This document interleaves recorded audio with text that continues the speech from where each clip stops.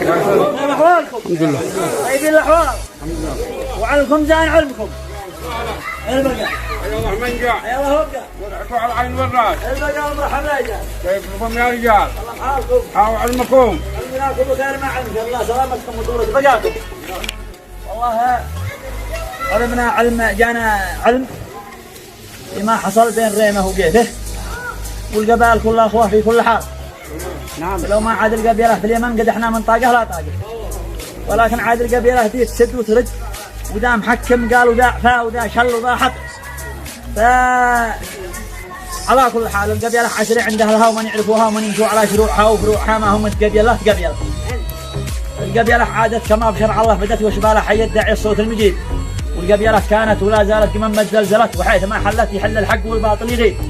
جيناكم باسمنا وصفتنا الشيخ البشير بن عبد الرزاق بن احمد بن سنان حزام عبيد قبيله عنس بن اسعد الكامل كعبه القبيله رئيس مؤسس قاعد صلح القبلي. جينا قال العبيدي بقول باسم القبيله وبعد ما صلي على طه الحبيب بكتب قصيده كلها ضربا مثله واحاول اجعل من كل متباعد قريب. والشعر حكمه والعرب تتداوله وهل اليمن في الحكمه الطارف اديب باقي علينا دي نقوله نعمله والراقب الله المحاسب والرقيب ونشهد ان الرمح يطعن طوله والحضرمي يعرف وعاده في العسير والعنف عمره ما يحل المشكله والقوس الاعوج مستحيل انه يصيب يا صاحبي. سجل قصيدي وانقله واسمع نصايح طيبه من اصل طيب روى الحليم النجد مره وزهره والثانيه احتاجها وترك وسيب وياك تسمع للكذوب وتقبله. الكذب يفضح صاحبه باول شريك وعفي وسامح والسفيه يتحمله وكل سيء باد له بالسوء طيب والباب دي باجر بالشر قبله فاتوا كل كذاب لا منت ليب. إذا شطرت إنسان بيت مسألة نصيحتي لا تستشير الله لبيب في الأمور القاسية والمعضلة اسأل مجرب قبل ما تسأل طبيب. رزق المضمون لا تستعجله اصبر على حوش النب تلقى زبيب وياك تندم على شيء توكله.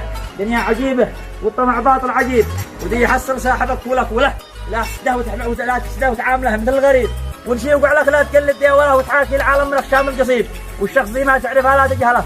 وفي المعارف كل واحد له نصيب هنيت له من هو غبي هنيت له يعيش طايف في شبابه والمشيب لا قلت له مخطي ضرب لك امثله بينك وانت مخطي ولا وحدك مصيب لا يعرف الصايب ولا يرتاح له ولا دعوا المصايب يستجيب الشيخ ذي يملك صفات المرجله وتحصله دوما مع اصحابه قريب. اذا حضر تضمن حلول المشكله وان غاب تضمن طلعته بعد المغيب. رجال عاقل ما يحب المعقله والصدق ذي خلاه في قومه نقيب والحر ما يرضى لحد البهدله والجيد في وقت الشدايد ما يخيب.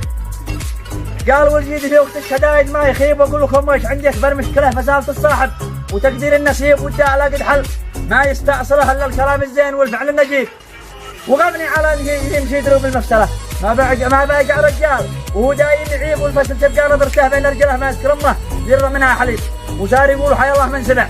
جيناكم عونكم واخوتكم وغرامه وهجامه وعلى كل حال قدر وتقدير لقبائل ريمه عنهم الشيخ علي الضبيبي اللي هو راس من كبار ريمه ورجال مقدام وصاحب وجه وصاحب جهد واحنا عونه واخوته بالمال والرجال والعتاد والزاد والزناد ويابا عليه يابا وذا اصحاب قيته ذا معبر النجاح بالمراقه ذي قدامهم شيمه وقيمه محمد بن عبد الله لا قبره بحكم ان الشعره بقبيله وما تسوى عندي خساره صاحب العالم من بعدها بحذافيره.